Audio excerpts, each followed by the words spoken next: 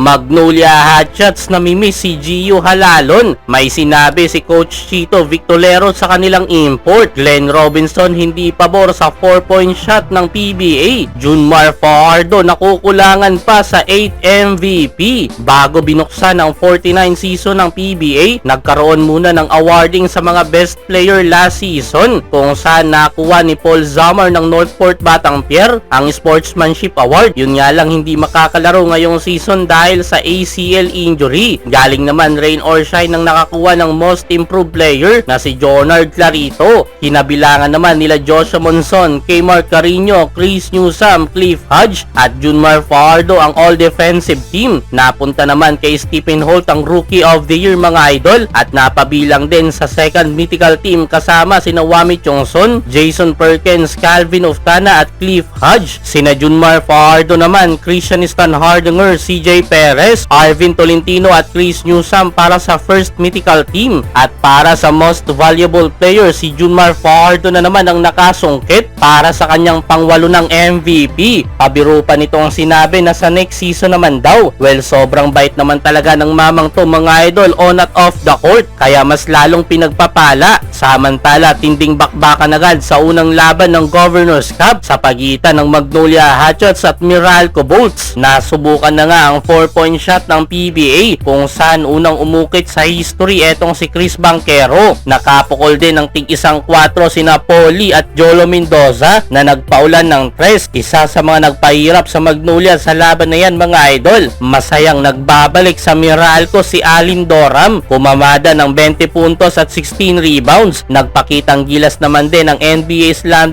champion na si Glenn Robinson III sa Magnolia matapos umiscore din ng 29 points samahan ng 11 rebounds. Sayang lang at di na ipasok ang pampanalong tira sana sa 4. Sinabi ni Coach Chito Victorero na yun daw talaga ang play nila sa dulo na ibigay kay Robinson at itira na sa 4. After naman ng game may pahayag din ang Magnolia Import about sa 4-point shot ng PBA. Maganda daw ito sa fans dahil naging exciting, pero bilang player hindi daw gaano excited. Anya, nakasanayan na daw kasi ng mga player ang 3-point shot at naninibago kung ititira sa 3 o sa 4. Samantala, hindi na itago ni Mark Baroka ang pagkami sa kanyang former teammate na si Gio Halalon. Sa isang interview, ito ang sinabi ni Baroka: 8 years na kami magkasama, malaking bagay siya sa team, tapos yung presensya niya sa depensa kakaiba. Parang madali na lang yung trabaho ko pag nandyan siya. Ngayong season, nasa kabilang team na siya, so parang di ako sanay. Alam naman natin kung ano ang kaya niyang gawin sa court, sobrang dami. Exactly mga idol, both offense at defense kayang trabahuin ni Halalon. In my opinion, maling player ang itrinade ng Magnolia. Imbis kasi na magpabata ng lineup, marami naman sanang pwedeng pagpilian. Yung mga player na hindi na masyadong consistent, yung mga nawawala ang laro sa mga importanteng laban. Opinion ko lang naman yan mga idol. Kung sa bagay, etong Magnolia lang naman ang medyo patas magbigay ng trade sa SMC teams. Si Gio Halalon malasin man sa opensa, ni minsan hindi nawala ang presensya sa depensa. At mismong si Baroka na ang nagsabi niyan. Though 2 weeks nga lang bago makabalik sa laro si Halalon mga idol sa Northport dahil meron daw itong iniindang injury sa kamay.